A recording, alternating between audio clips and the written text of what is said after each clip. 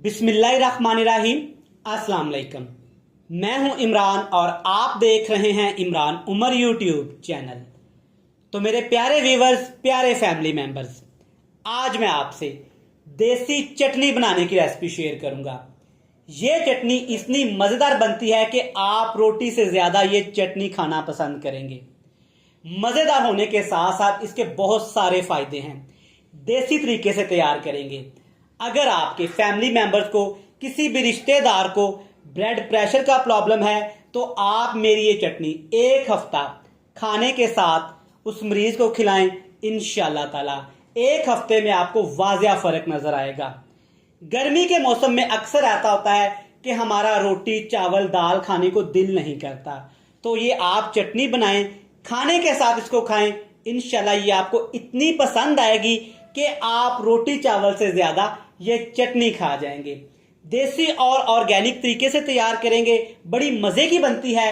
तो चलें जी, फटाफट से चलते हैं किचन में और बनाते हैं जनाब एकदम लाजवाब मजेदार देसी ऑर्गेनिक चटनी।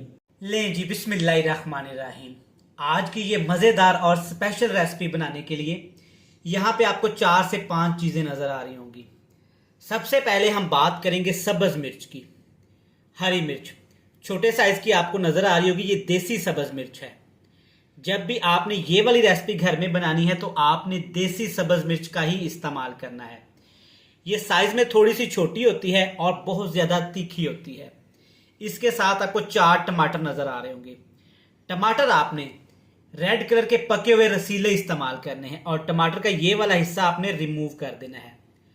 इस हिस्से को हमने क्यों अलहदा करना है, क्योंकि ये बहुत ज्यादा सख्त होता है जो गलता नहीं है। 6 से 7 हमने प्याज इस्तेमाल करने हैं छोटे साइज के।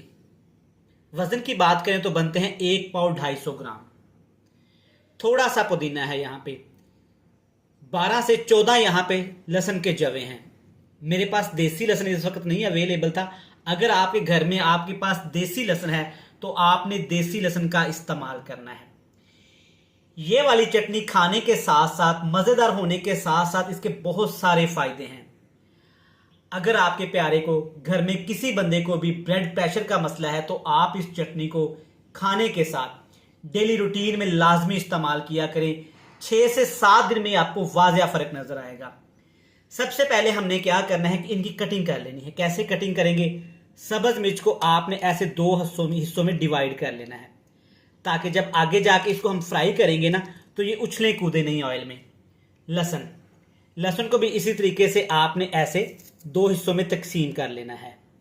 टमाटर को भी आपने 2 हिस्सों में तकसीम कर लेना और प्याज को भी आपने छोटे साइज के प्याज इस्तेमाल करने हैं और प्याज को आपने 4 हिस्सों में ऐसे इस तरह से डिवाइड कर लेना है। इससे क्या होगा कि जब हम प्याज को फ्राई करेंगे ना तो प्याज अच्छे से फ्राई हो जाएंगे, अच्छे से पक जाएंगे।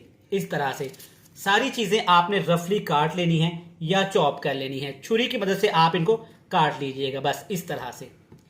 चलें जी, टमाटर, सब्ज मिर्च और प्याज को रफली चॉप करने के बाद आपने एक फ्राई पैन ले लेना है। सबसे पहले इसमें डालेंगे 1 खाने का चम्मच कुकिंग ऑयल। आप ये देसी घी में भी बना सकते हैं, मक्खन में भी बना सकते हैं। पहली चीज इसमें लहसुन डालेंगे और लहसुन को अच्छे से हमने यहाँ पे फ्राई कर लेना है। आग का फ्लेम आपने लो ही रखना है। लो फ्लेम पे आपने ऐसे हिलाते हुए लहसुन को अच्छा खासा फ्राई करना है। इतना हमें लहसुन को फ्राई करना है कि लहसुन का कलर अच्छी तरह से यहाँ पे डार्क हो जाए।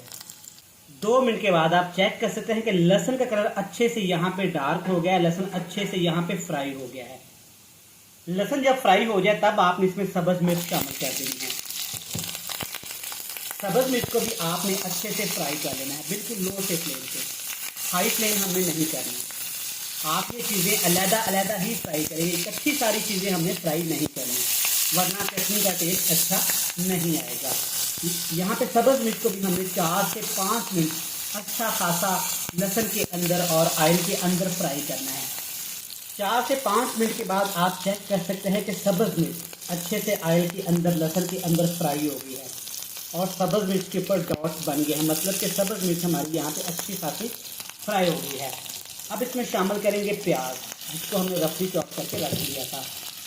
प्याज को भी आपने इसके अंदर ठीक ठाक फ्राई करना है। प्याज थोड़ा सा ज़्यादा टाइम लेंगे, 6 से 7 मिनट। जल्दबाजी आपने नहीं करनी। अक्सर ऐसे होता है कि हमारे किचन में कुछ भी चीज़ें मौजूद नहीं होती, फ्रिज में सिर्फ मसाला पड़ा होता है। तो आप बेसिक मसाले के साथ ये चटनी बनाएं, इंशाल्लाह ताला आपको ये इतनी पसंद आएगी कि आप रोटी से ज़्यादा ये चटनी खाएंगे। प्याज को भी हमने 6 से 7 मिनट इस तरह हिलाते हुए अच्छा खासा यहाँ पे फ्राई करना है, ताकि प्याज का कच्चापन ख़त्म हो जाए और प्याज के अंदर एक कड़वा मॉइस्चर होता है वो भी ख़त्म हो जाए। 6 से 7 मिनट पकाने के बाद प्याज चेक करें, अच्छे से सॉफ्ट हो गए हैं और प्याज के अंदर जो पानी होता है ना वो भी काफ़ी हद तक खुश्क हो गया है। आपने घबराना नहीं है कि लहसुन आपका अच्छा खासा डार्क हो जाएगा तो कड़वा हो जाएगा, बिल्कुल भी ऐसा नहीं होगा। एंड पे इसमें हम शामिल करेंगे टमाटर। अगर टमाटर को हम पहले शामिल कर देते तो टमाटर ने पानी छोड़ देना था और सारी चीज़ों को गला देना था, जो कि हमें बिल्कुल भी नहीं चाहिए। टमाटर के साथ ही आपने थोड़ा सा ऐसे पुदीना शामिल कर देना है। पुदीने का आपने ज़्यादा इस्तेमाल नहीं करना, वरना चटनी का टेस्ट कड़वा हो सकता है। अच्छा, एक सबसे मज़े की बात आपको मैं बताऊं कि आप ये चटनी एक दफ़ा बनाएं और फ्रिज में रख के तकरीबन 1 महीने तक आप इसको इस्तेमाल कर सकते हैं। फ्रीज़र में आपने इसको नहीं रखना, फ्रिज में रखना है। अच्छे से अब हमने यहाँ पे टमाटर को भी पका लेना है। तकरीबन 4 मिनट लगे हैं। आप चेक कर सकते हैं कि टमाटर यहाँ पे अच्छे खासे सॉफ्ट हो गए हैं और काफ़ी हद तक टमाटर का पानी यहाँ पे खुश्क हो गया है। अब इसमें हमने धनिया भी शामिल करना है, लेकिन इसको ठंडा करने के बाद फ्लेम को ऑफ कर लेते हैं और इसको ठंडा करते हैं। इसमें धनिया भी हमने शामिल करना है।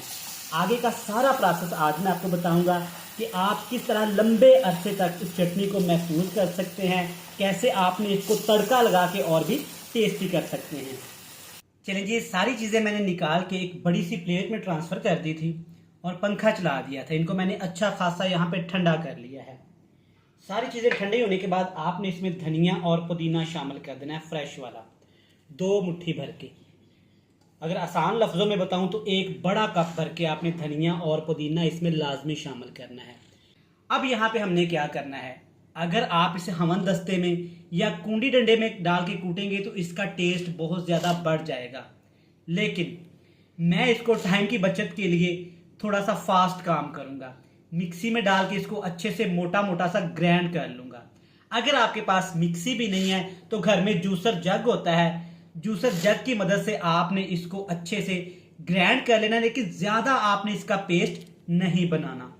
चलिए जी, आप चेक कर सकते हैं कि चटनी को मैंने अच्छा खासा यहाँ पे ग्राइंड कर लिया, इसका पेस्ट नहीं बनाया। आपको वीडियो में नज़र आ रहा होगा, इस तरह दरदरा सा आपने इसको रखना है। मैंने इसको जूसर जग में पीसा है, आप इसको कूंडी डंडे में भी पीस सकते हैं। अभी तक देखा हमने इसमें नमक का इस्तेमाल नहीं किया। जब आप इस तरह चटनी ग्राइंड कर लें, टेस्ट के हिसाब से आपने इसमें नमक शामिल कर लेना है। मैं तकरीबन 1.5 टीस्पून करूँगा। पानी का 1 कतरा भी आपने इसमें शामिल नहीं करना। चेक करें माशाल्लाह कितनी यमी और स्मूथ सी चटनी लग रही है, लेकिन अभी ये तैयार नहीं हुई। चटनी के लिए, चटनी को स्टोर करने के लिए लंबे अरसे के लिए एक तड़का लगाएंगे, जिससे चटनी का टेस्ट भी बढ़ जाएगा और चटनी को हम लंबे अरसे तक स्टोर भी कर सकेंगे। चटनी को तड़का लगाने के लिए एक पैन में 1 खाने का चम्मच घी, कुकिंग ऑयल, जो भी आप घर में इस्तेमाल करते हैं आपने ले लेना है। 1 टीस्पून साबुत सफ़ेद ज़ीरा इस्तेमाल करेंगे। ज़ीरे के साथ ही 1 टीस्पून इसमें राई दाना, सरसों के बीज होते हैं, पंसारी की दुकान से आपको ये मिल जाएंगे, ये आपने शामिल कर देने हैं। राई दाने के साथ इसमें 2 चुटकी अजवाइन के दाने भी इस्तेमाल करूँगा। इससे क्या होगा, चटनी के अंदर खुशबू भी आएगी और ये आपको हाजमे के लिए इतनी मुफीद चीज़ है कि क्या ही कहने। अजवाइन का खानों में वक्तन फवक्तन इस्तेमाल करते रहिया करें, इससे खुशबू भी आती है और खानों का टेस्ट भी बढ़ जाता है। 1 मिनट के लिए लो फ्लेम पे हमने तीनों मसालों को अच्छे से फ्राई कर लेना है। चलें जी, माशाल्लाह आप चेक कर सकते हैं सारी चीज़ें यहाँ पे चटकना शुरू हो गई हैं, मतलब कि अच्छे से ये फ्राई हो गई हैं। चटनी शामिल कर देंगे जिसको हमने पहले से ही बना के रख लिया था। आप चेक कर सकते हैं कि सारे प्रोसेस में हमने पानी की 1 बूंद 1 कतरा भी शामिल नहीं किया और आपने पानी शामिल भी नहीं करना। अब यहाँ पे हमने चटनी को तकरीबन ज़्यादा नहीं 1 मिनट के लिए फ्राई कर लेना है। अगर फ्राई ज़्यादा करेंगे तो चटनी अच्छे से पक जाएगी और चटनी का टेस्ट भी यहाँ पे ख़राब हो जाएगा।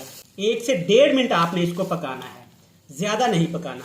चलिए जी, चटनी को 1 से 1.5 मिनट पका लेते हैं, फ्लेम को ऑफ करते हैं और हमेशा की तरह आपसे मिलेंगे जनाब आज बड़ी ही मजेदार चटपटी मसालेदार सी फाइनल लुक के साथ। लें जनाब, अल्हम्दुलिल्लाह माशाल्लाह, चेक करें हमारी देसी और ऑर्गेनिक चटनी कितनी ही मजेदार और यमी तैयार हुई है। ये मजेदार होने के साथ साथ इसके बहुत सारे फायदे हैं। ब्लड प्रेशर के मरीजों को खिलाएं, शुगर के मरीजों को खिलाएं, इंशाल्लाह ताला आपको दिनों में वाजिया फर्क नजर आएगा। मेरी इस रेसिपी को घर में एक दफा आपने जरूर और लाजमी ट्राई करना है, आपको ये बहुत पसंद आएगी।